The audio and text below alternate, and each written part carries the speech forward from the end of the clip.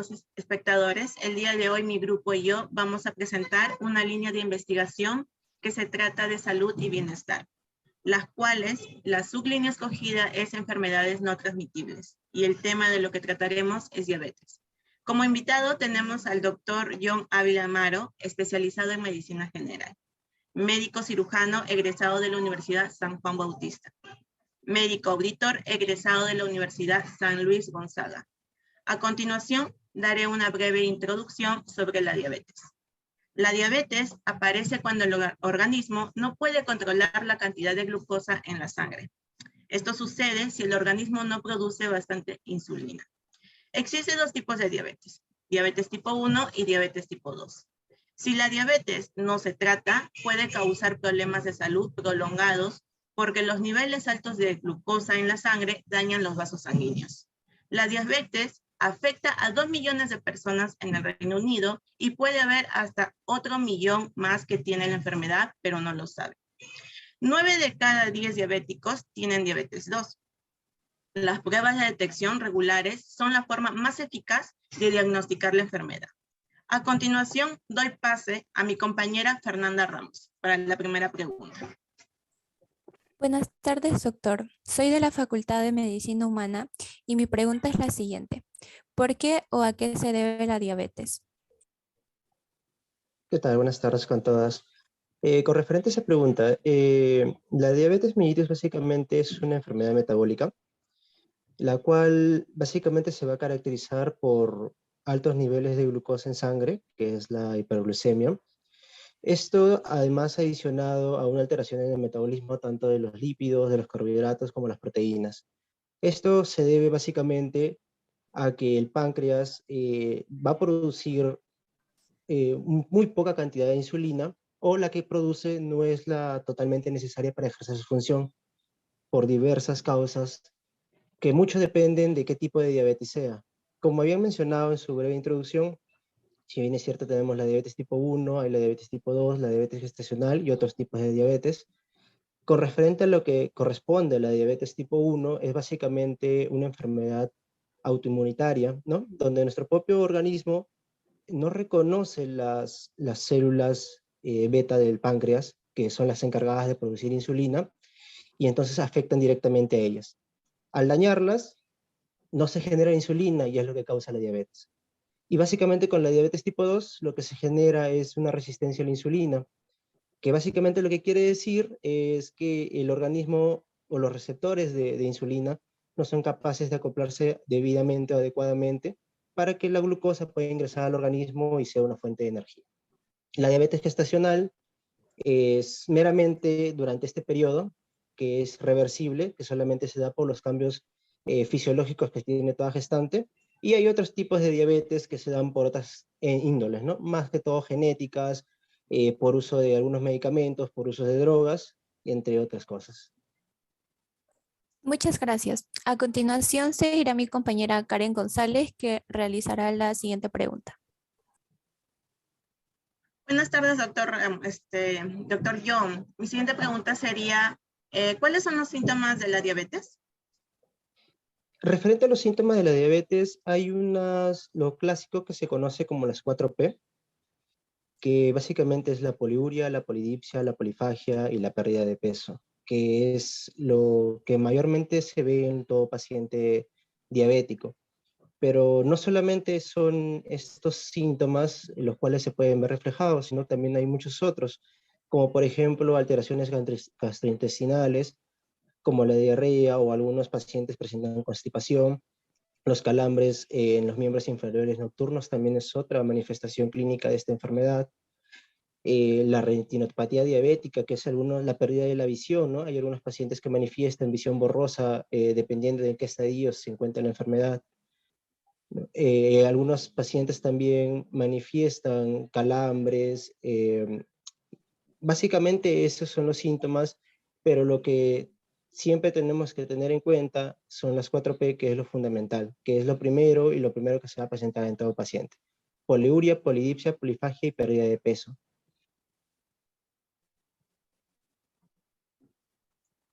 Bien, a continuación daré pase a mi compañera Ariana Mancilla.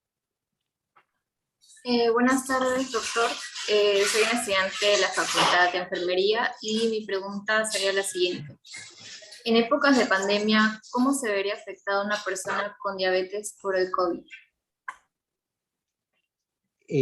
Bueno, referente a esa pregunta, las personas de por sí, bueno, al ser el COVID una enfermedad recientemente a la cual nos hemos estado enfrentando muchos personales de salud, se toma la diabetes como una complicación, es una comorbilidad muy importante, ya que siempre, de igual modo hay que recordar que la diabetes es una enfermedad inflamatoria, ¿no? Causa lesiones a niveles vasculares y como comorbilidad adicionada al COVID, es una fuente de mortalidad importante. Eleva mucho las tasas de mortalidad en estos pacientes que puedan contraer la enfermedad. También mucho depende del estadio en el cual se encuentre, ¿no? El paciente, si el paciente controla su diabetes o no la controla, para ver hasta qué punto puede haber las afectaciones a nivel de su organismo, a nivel de su sistema funcional.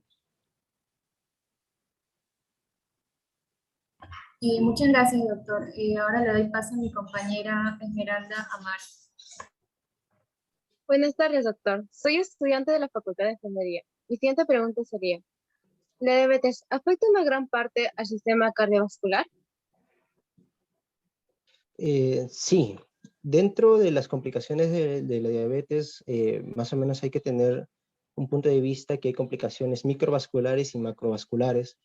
Dentro de lo que son las complicaciones macrovasculares, eh, tenemos a lo que es la cardiopatía isquémica del diabético, ¿no?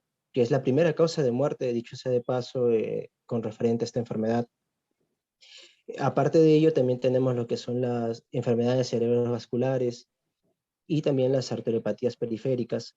Todo esto se engloba básicamente en la patología de la aterosclerosis, ¿no? Entonces, la diabetes básicamente lo que va a realizar es causar daño a nivel endotelial, a nivel de los vasos, y esto va a generar en sí la serie de complicaciones cardiovasculares y las muertes que se pueden presentar en los pacientes. Básicamente, las complicaciones macrovasculares son las que le van a causar la mortalidad a los pacientes con diabetes.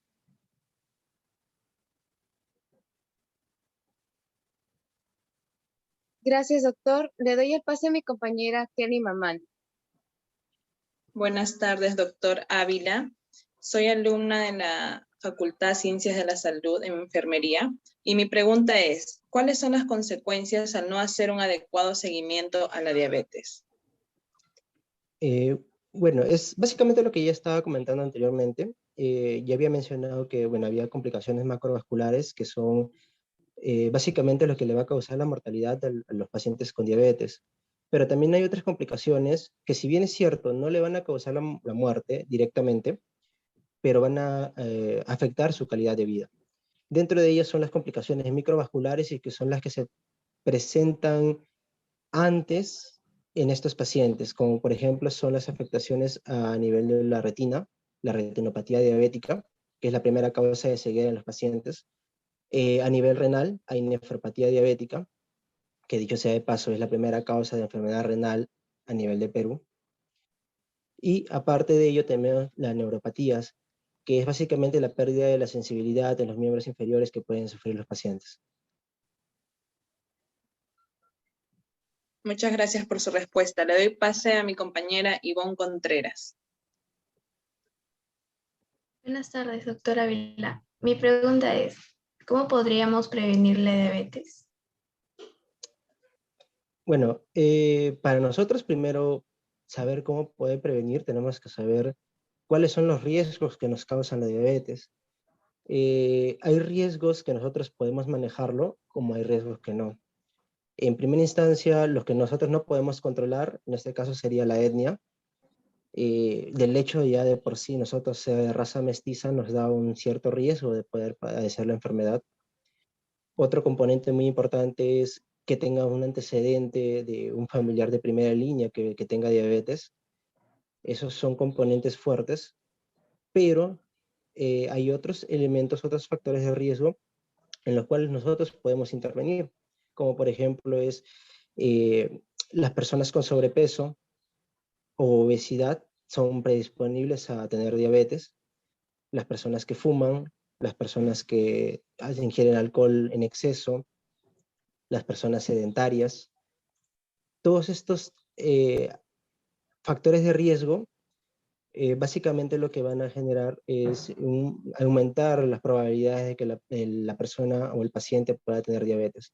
Entonces, si sabiendo esto, básicamente lo que nosotros debemos hacer para prevenirlos es tener una dieta saludable, una dieta equilibrada, realizar ejercicios de manera periódica, no ser sedentarios, ¿no? Y eso es básicamente, y obviamente realizarse un chequeo si ya uno sabemos que tenemos antecedentes de familiares diabéticos, ya tener un poco de ojo, ¿no? Porque la enfermedad se expresa, si bien es cierto, las manifestaciones clínicas y las complicaciones se van a expresar entre los 45, 60, 59 años, que es aproximadamente cuando se ven ya estas complicaciones, ya podemos tener un poco de prevención haciendo nuestros chequeos médicos ya con prioridad, con anterioridad para poder prevenir la enfermedad.